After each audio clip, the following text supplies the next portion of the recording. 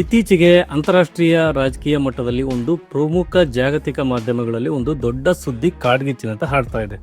ಅದೇನಪ್ಪ ಅಂದ್ರೆ ರಷ್ಯಾದ ಪ್ರೆಸಿಡೆಂಟ್ ವ್ಲಾಡಿಮಿರ್ ಪುಟಿನ್ ಅವರಿಗೆ ಒಂದು ಹೊಸ ಬೃಹತ್ ಯೋಜನೆ ಸಾಕಾರಗೊಳಿಸುವ ಆಸೆ ಹುಟ್ಕೊಂಡಿದೆ. ಈ ಆಸೆ ಸಣ್ಣ ಪುಟ್ಟದಲ್ಲ.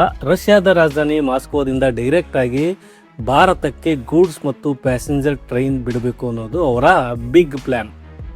ಸ್ವಲ್ಪ ಇಮ್ಯಾಜಿನ್ ಮಾಡ್ಕೊಳ್ಳಿ, ರಷ್ಯಾದಿಂದ ಕೊರೆಯುವ ಚಳಿಯಿಂದ ಸ್ಟಾರ್ಟ್ ಆಗುವ ಈ ಟ್ರೈನ್ ಮಧ್ಯ ಏಷ್ಯಾದ ಮರುಭೂಮಿಗಳನ್ನು, ಹಿಮಾಲಯದ ಅಂಚುಗಳನ್ನು ಕ್ರಾಸ್ ಮಾಡಿಕೊಂಡು ನಮ್ಮ ಭಾರತಕ್ಕೆ ಬಂದು ತಲುಪಿದ್ರೆ ಹೇಗಿರುತ್ತೆ?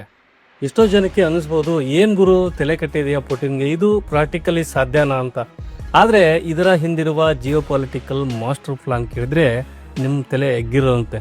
ಇದು ಯಾವುದೋ ಒಂದು ಸೋಷಿಯಲ್ ಮೀಡಿಯಾದಲ್ಲಿ ಹರಿದಾಡ್ತಿರುವ ಗಾಸಿಪ್ ಖಂಡಿತ ಅಲ್ಲ. ಸ್ವತಃ ರಷ್ಯಾದ ಡೆಪ್ಯೂಟಿ ಪ್ರೈಮ್ ಮಿನಿಸ್ಟರ್ ಈ ವಿಷಯವನ್ನು ಪ್ರಸ್ತಾಪ ಮಾಡಿದ್ದಾರೆ. ರಷ್ಯಾಗೆ ಭಾರತದ ಜೊತೆ ನೇರ ರೈಲ್ವೆ ಲಿಂಕ್ ಸ್ಥಾಪಿಸುವುದು ಎಷ್ಟು ತುರ್ತಾಗಿದೆ ಅಂದರೆ ಇದಕ್ಕಾಗಿ ಅವರು ಎಂಥ ರಿಸ್ಕ್ ತೆಗೆದುಕೊಳ್ಳಲು ಕೂಡ ರೆಡಿಯಾಗಿದ್ದಾರೆ. ಯಾಕೆ ರಷ್ಯಾದಂತಹ ಸೂಪರ್ ಪವರ್ ದೇಶಕ್ಕೆ ನಮ್ಮ ಭಾರತದ ಓಷನ್ ಅಂದರೆ ಹಿಂದೂ ಮಹಾಸಾಗರದ ಕನೆಕ್ಟಿವಿಟಿ ಯಾಕೆ ಅಷ್ಟೊಂದು ಅರ್ಜೆಂಟಾಗಿ ಬೇಕಾಗಿದೆ? ಈ ಒಂದು ಟ್ರೈನ್ ಮಾರ್ಗ ಏನಾದರೂ ಪೂರ್ಣಗೊಂಡ್ರೆ ಅಮೆರಿಕ ಮತ್ತು ಬ್ರಿಟನ್ ನಡುಗುವುದು ಯಾಕೆ?